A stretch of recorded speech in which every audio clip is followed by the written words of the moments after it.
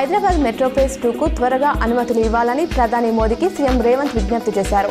నీతి ఆయోగ్ భేటీలో మోదీతో సీఎం ప్రత్యేకంగా మాట్లాడారు. వీటితో పాటు త్రిబుల్ ఉత్తర, దక్షిణ భాగానికి ఆర్థిక మంత్రివర్గ అనుమతులు ఇవ్వాలని విజ్ఞప్తి చేశారు.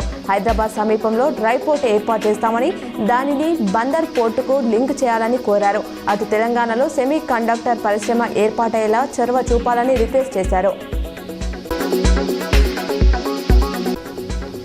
మిస్ వరల్డ్ 2025 టాప్ మోడల్ కాంపిటీషన్లో మిస్ ఇండియా నందిని గుప్తా సత్తా చాటారు. నిన్న జరిగిన పోటీలో యూరప్ నుంచి ఐలాండ్ అందగత్తె జాస్మిన్, ఆఫ్రికా నుంచి నమీబియా బ్యూటీ సెల్మా, ఆసియా ఓసియానా నుంచి miss India Nandini Gupta, America and Caribbean నుంచి మార్టినిక్ విజేతలుగా నిలిచారు.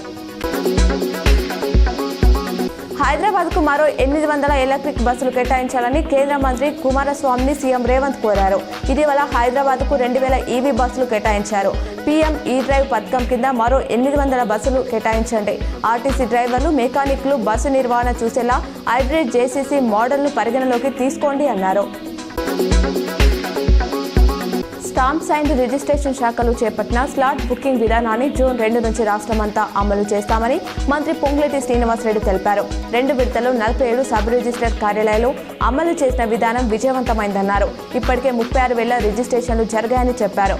ఉదయం 10:30 నుంచి మధ్యాహ్నం 1:30 వరకు, మధ్యాహ్నం 2 నుంచి సాయంత్రం 5 గంటల వరకు స్లాట్ బుకింగ్ చేసుకోవచ్చని వివరించారు. తిరుమల పవిత్రతను దెబ్బతీసే కుట్రలు జరుగుతున్నాయని గోషామహల్ బీజేపీ ఎమ్మెల్యే రాజాసింగ్ ఆరోపించారు. తిరుమల కొండపై నమాజ్ చేసిన వ్యక్తిని వెంటనే అరెస్ట్ చేయాలని ఆయన డిమాండ్ చేశారు. శ్రీవారి దర్శనానికి వచ్చే వాహనాల డ్రైవర్లు ఐడీలు పరిశీలించాలన్నారు. ఒకవేళ అన్య మతస్థులైతే కిందనే ఆపేయాలి, వారికి కొండపైకి నో ఎంట్రీ అని ప్రచారం చేయాలి. దీనిపై సీఎం చంద్రబాబు, టీటీడీ చైర్మన్ జోక్యం చేసుకోవాలి అని ఆయన వ్యాఖ్యానించారు. నిజామాబాద్ జిల్లాలో గ్రామ పాలనా అధికారుల రాత పరీక్ష ప్రశాంతంగా కొనసాగుతుంది. ఆదివారం ఉదయం 10:30 నుండి మధ్యాహ్నం 1:30 వరకు కొనసాగనున్న రాత పరీక్షకు జిల్లాలో 331 మంది అభ్యర్థులు హాజరు కానున్నారని అన్నారు. వేల్పూర్ నూతన తహసీల్దార్గా శ్రీనివాస్ పదవి బాధ్యతలు స్వీకరించారు. నిర్మల్ నుండి వచ్చిన శ్రీనివాస్ను వేల్పూర్ తహసీల్దార్గా ఇటీవల బదిలీలో భాగంగా ప్రభుత్వం నియమించింది.